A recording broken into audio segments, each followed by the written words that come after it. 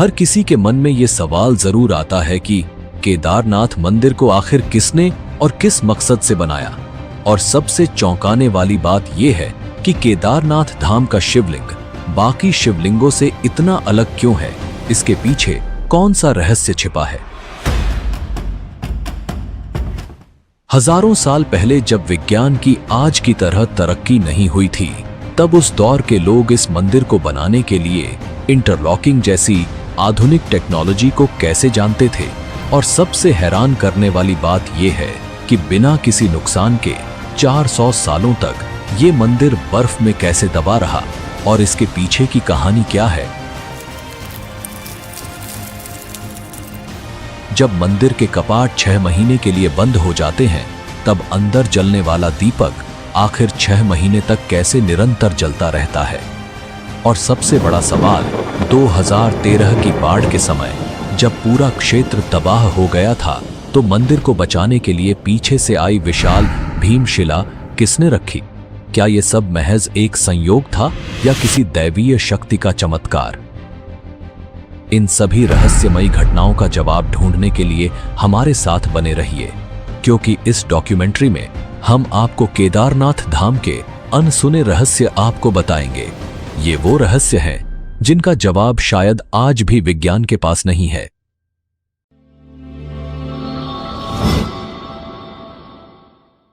भारत के उत्तराखंड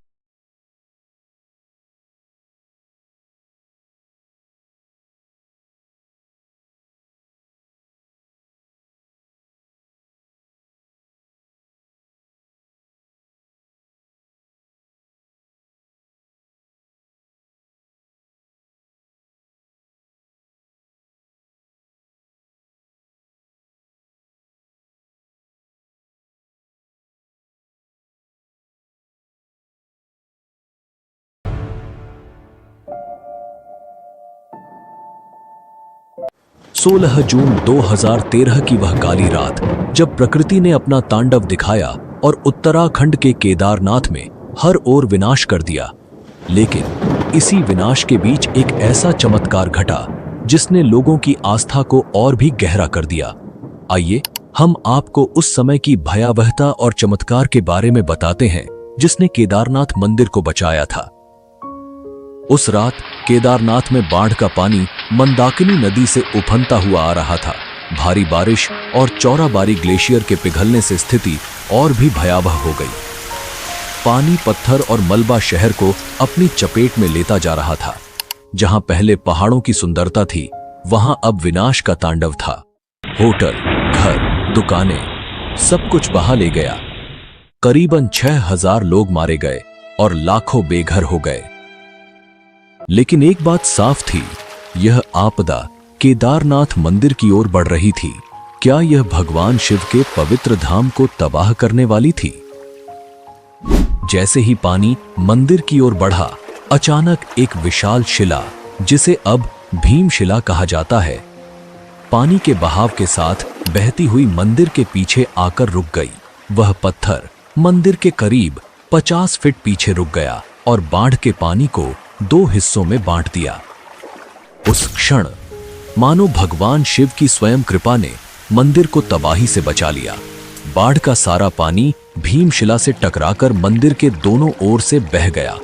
आसपास के सभी ढांचे बह गए, लेकिन मंदिर, शिव का यह पवित्र धाम, चमत्कारिक रूप से सुरक्षित बचा रहा। यह सिर्फ एक घटना नहीं थी, यह शिव के प्रति भक्तों की आस्था का जीवंत प्रमाण बन गया। इस विशाल शिला को स्थानीय लोगों ने भीमशिला का नाम दिया। महाभारत के वीर योद्धा भीम के नाम पर रखी गई यह शिला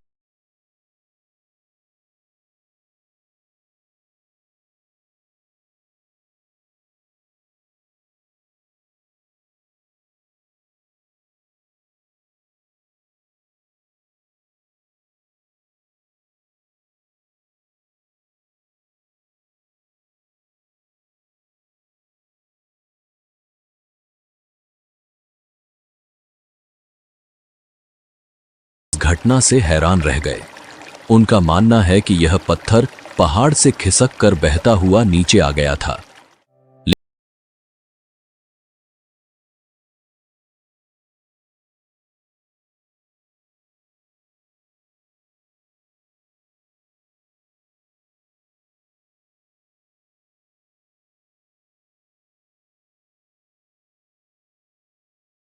जाता है। अगर यह शिला मंदिर से टकराती तो मंदिर को पूरी तरह नष्ट कर देती।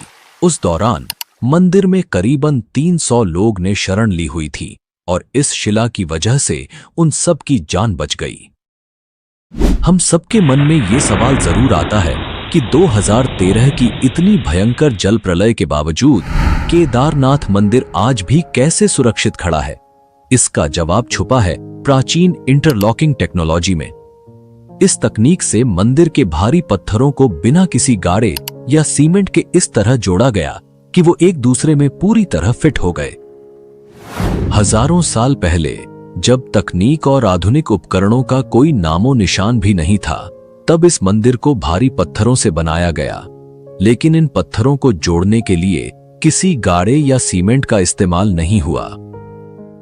प्राचीन भारतीय कारीगरों ने पत्थरों को इस प्रकार तराशा कि वो एक दूसरे में एकदम सटीक तरीके से लॉक हो जाते थे। इस तकनीक ने मंदिर को प्राकृतिक आपदाओं से बचाया है, चाहे वो भूकंप हो, भारी हिमपात हो या फिर बाढ़। 2013 की भयंकर बाढ़ के दौरान जब पूरा क्षेत्र तबाह हो गया था, फिर भी केदारनाथ मंदिर पूरी तरह सुरक्षित रहा। यही नहीं, इस मंदिर की दीवारें आज भी वैसे ही खड़ी हैं जैसे सदियों पहले थीं। ये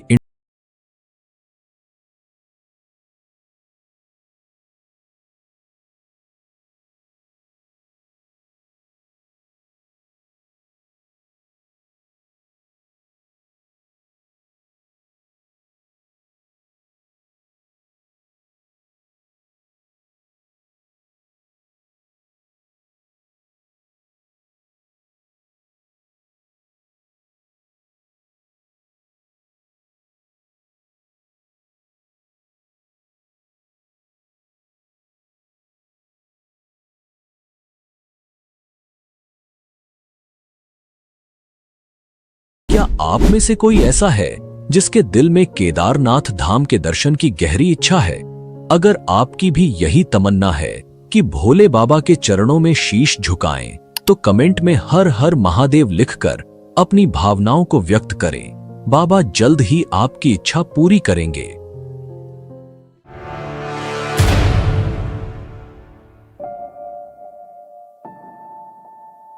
केदारनाथ मंदिर का निर्माण अत्यंत रहस्यमय और प्राचीन माना जाता है। यह मंदिर न केवल धार्मिक दृष्टि से महत्वपूर्ण है, बल्कि इसके निर्माण के साथ जुड़ी पौराणिक कथाएं इस स्थल को और भी अधिक अलौकिक और रहस्यमयी बनाती हैं। इसमें हम 3 कथा पर बात करेंगे, जिसमें सबसे प्रसिद्ध कथा है महाभारत की। तो आइए जानते हैं इस मंदिर के निर्माण के बारे में। धार्मिक ग्रंथों में वर्णित कथा के अनुसार महाभारत के युद्ध में विजय प्राप्त करने के बाद युधिष्ठिर को हस्तिनापुर का राजा घोषित किया गया। लगभग 4 दशकों तक उन्होंने हस्तिनापुर पर शासन किया। एक दिन पांडव भगवान श्री कृष्ण के साथ बैठकर महाभारत युद्ध की समीक्षा कर रहे थे। उस समय पांडवों ने श्री कृष्ण से कहा,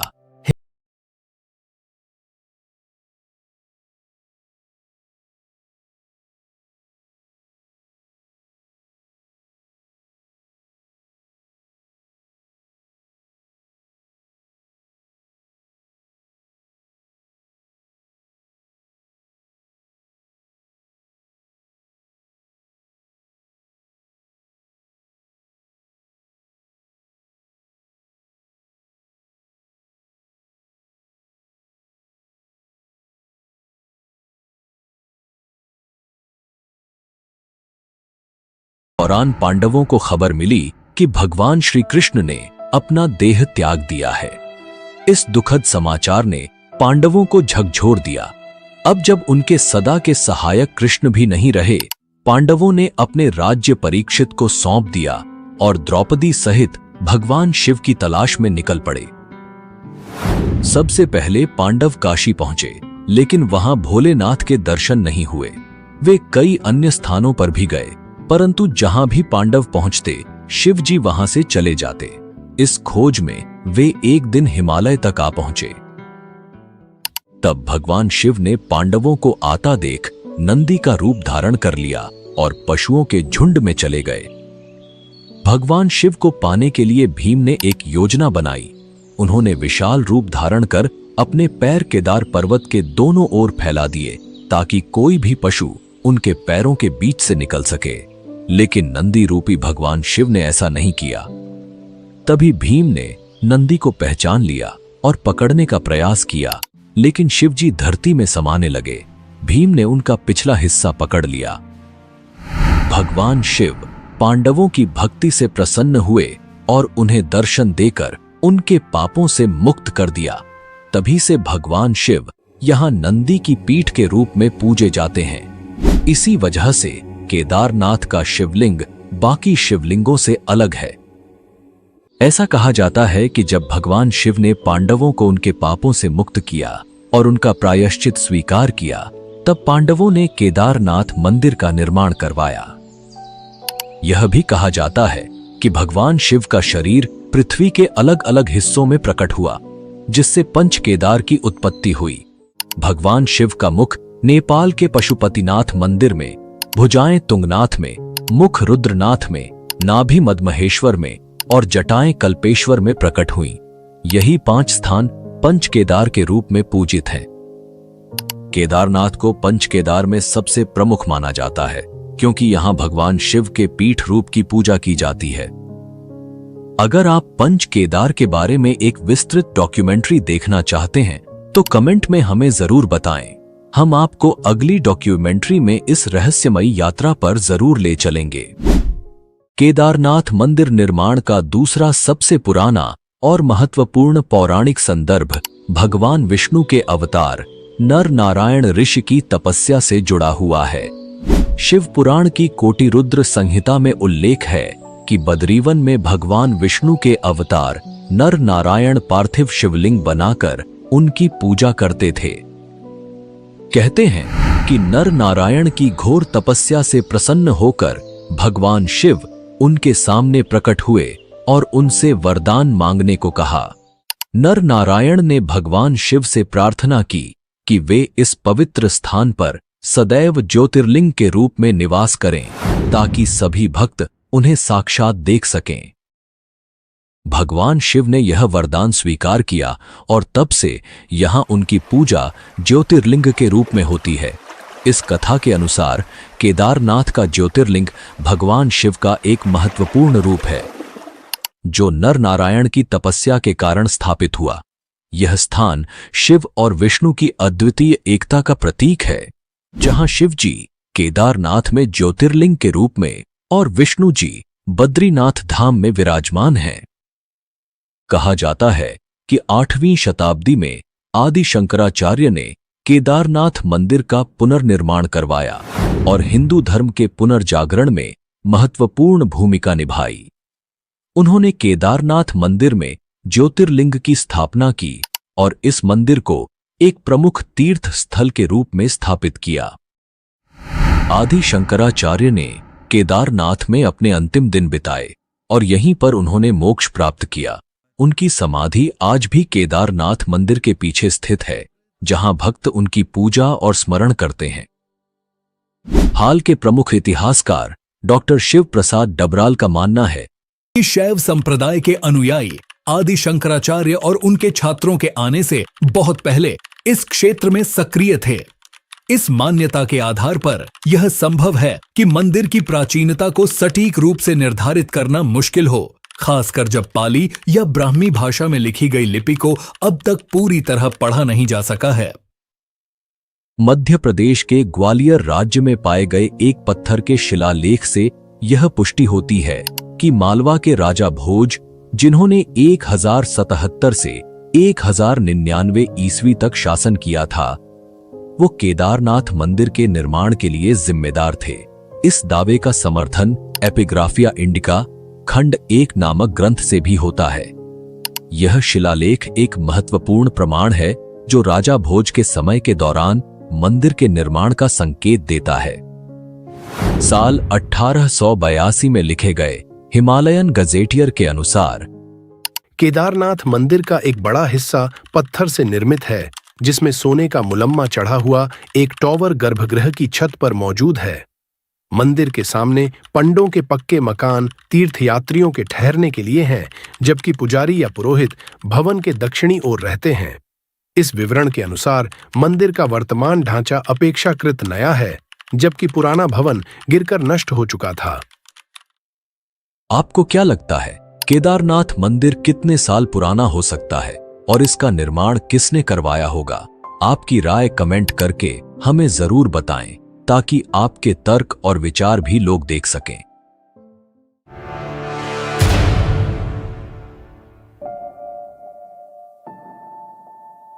अब हम आपको एक ऐसे अध्याय में लेकर जा रहे हैं जो आपको हैरान कर देगा। यह केदारनाथ धाम के इतिहास का वो हिस्सा है जब यह भव्य मंदिर 400 साल तक बर्फ में दबा रहा और फिर भी सुरक्षित बचा रहा। यह कैसे संभव हुआ? क्या यह भगवान शिव की कृपा थी या प्रकृति के अद्भुत विज्ञान का चमत्कार? इस रहस्य को समझने के लिए हमें इतिहास के पन्नों में और गहरे उतरना होगा। ऐसा कहा जाता है कि 13वीं से 17वीं शताब्दी तक केदारनाथ मंदिर लगभग 400 वर्षों तक बर्फ की मोटी परत के नीचे दबा रहा। इसे छोटा हिमयुग भी कहा जाता है, जब हिमालय में ग्लेशियरों का विस्तार इतना बढ़ गया था कि केदारनाथ धाम जैसे बड़े क्षेत्र पूरी तरह बर्फ में समा गए। लेकिन सबसे चौंकाने वाली बात यह है कि इतने वर्षों तक बर्फ के नीचे दबे रहने के बावजूद मंदिर की संरचना को कोई गंभीर नुकसान नहीं पहुंचा। देहरादून स्थित Wadia institute of Himalayan geology के वैज्ञानिकों ने इस रहस्य पर गहन अध्ययन किया। वैज्ञानिक विजय जोशी के नेतृत्व में इस क्षेत्र की गहन जांच की गई और यह पाया गया कि मंदिर की दीवारों और पत्थरों पर आज भी बर्फ के दबाव और हिमनदीय गतिविधियों के निशान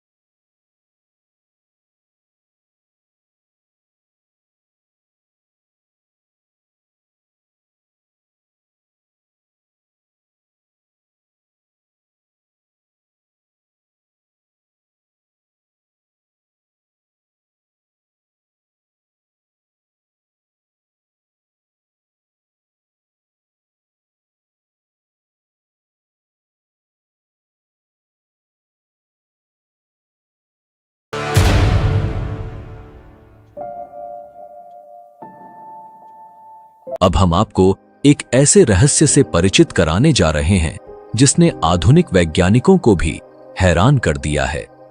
केदारनाथ और रामेश्वरम के बीच का गहरा जियोमेट्रिकल अलाइनमेंट, ये वाकई एक चौंकाने वाली बात है। सोचिए, ये दोनों मंदिर एक सीधी रेखा में कैसे हो सकते हैं, जबकि ये हजारों किलोमीटर दूर हैं। जब आप इस रहस्य के बारे में जानेंगे तो हैरान रह जाएंगे। यह प्राचीन भारतीय ज्ञान और वास्तुकला का एक अद्भुत उदाहरण है जिसे आज की आधुनिक दुनिया में समझना कठिन है। क्या आपने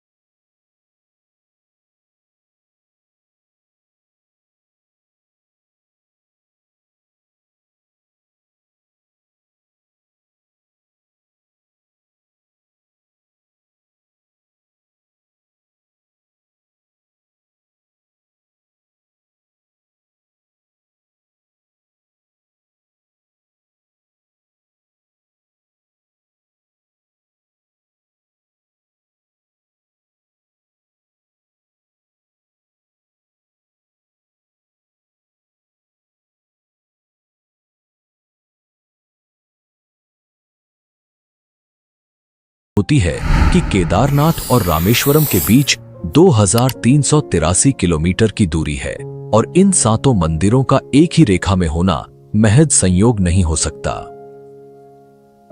इन मंदिरों की स्थापना 1500 से 2000 साल पहले हुई थी और वैज्ञानिक दृष्टिकोण से ये एक अद्भुत ज्योमेट्रिकल अलाइनमेंट का हिस्सा है। यह सिर्फ धार्मिक नहीं बल्कि ब्रह्मांडीय संतुलन की भी एक झलक देता है। ये इस बात का प्रमाण है कि हमारे पूर्वजों के पास गहरे वास्तुकला और भूगोल का ज्ञान था। अब आइए इस अद्भुत 79 डिग्री देशांतर रेखा के बारे में बात करें। इस रेखा पर केदारनाथ और रामेश्वरम के बीच 5 और महत्वपूर्ण मंदिर स्थित हैं। कालेश्वर, श्रीकालाहस्ती, एकम्बरेश्वर, अरुणाचलेश्वर और चिदंबरम मंदिर। यह सोचने पर मजबूर कर देता है कि कैसे प्राचीन वास्तुकारों ने बिना किसी आधुनिक तकनीक के यह सब किया।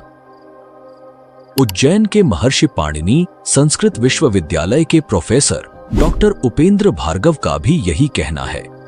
यह तथ्य सही है कि ये मंदिर 79 डिग्री देशांतर पर स्थित हैं। हालांकि इनकी स्थापना अलग अलग समय पर हुई, इसलिए यह कहना कठिन है कि इन्हें किसी विशेष जियोमेट्रिकल अलाइनमेंट के तहत बनाया गया था। लेकिन एक बात निश्चित है, इन मंदिरों की स्थापना में अक्षांश और देशांतर का पूरा ध्यान रखा गया था और वास्तु सिद्धांतों का सटीक पालन किया गया है।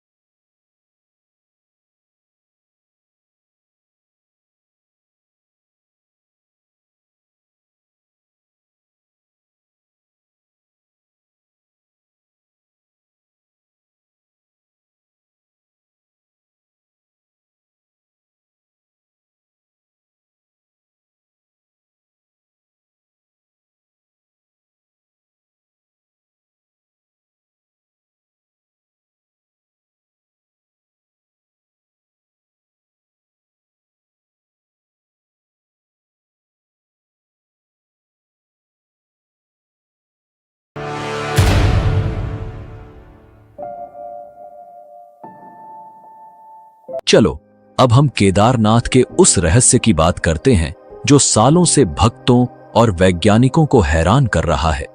हर साल जब केदारनाथ मंदिर के कपाट सर्दियों में बंद हो जाते हैं तो मंदिर के अंदर जलने वाला दीपक अगले 6 महीने तक बिना बुझा रहता है।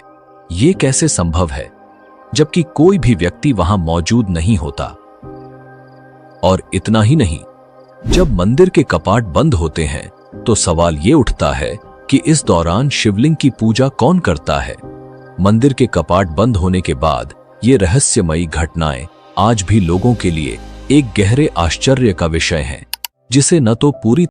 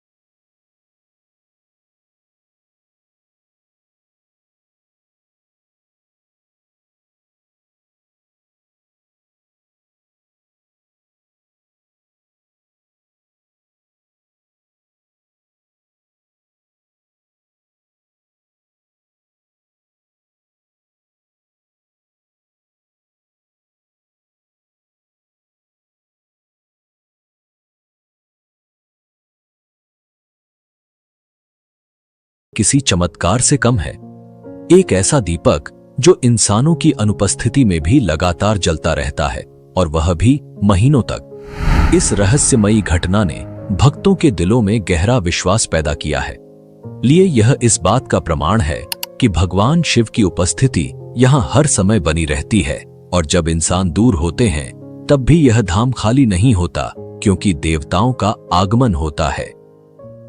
वैज्ञानिक दृष्टिकोण से 6 महीने तक जलने वाला दीपक और मंदिर की स्वच्छता अभी भी एक रहस्य है। कैसे संभव है कि इतने लंबे समय तक कोई दीपक बिना किसी बाहरी मदद के जलता रहे, और कपाट खुलने के बाद मंदिर की सफाई और व्यवस्था ज्यों की त्यों मिलती है, मानो कोई वहां नियमित पूजा करता रहा हो। वैज्ञानिक अभी भी इस घटना को पूरी तरह से समझने में असमर्थ हैं।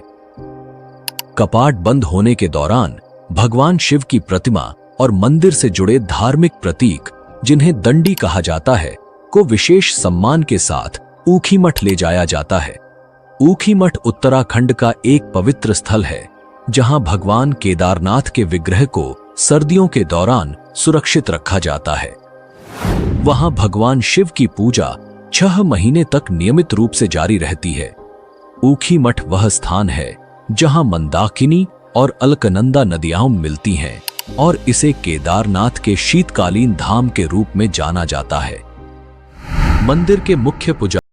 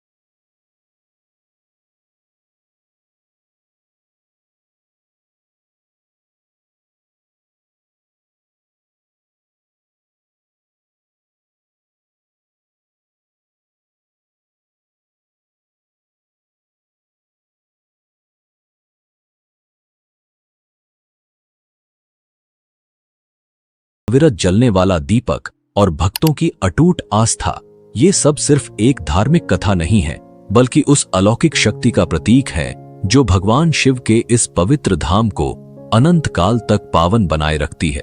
यह मंदिर हमें एक ओर वैज्ञानिक रहस्यों से हैरान करता है, तो दूसरी ओर हमारी आस्था को और भी मजबूत बनाता है। अगर आपको ये डॉक्यूमेंट्री पसंद आई हो तो हमें कमेंट में अपना फीडबैक जरूर बताएं, और अगर आपने चैनल को अभी तक सब्सक्राइब नहीं किया है तो जल्दी से कर लीजिए, ताकि ऐसी ही रोचक और रहस्यमयी डॉक्यूमेंट्री आपको मिलती रहे। मिलते हैं अगली डॉक्यूमेंट्री में, तब तक के लिए धन्यवाद। जय हिंद, जय भारत।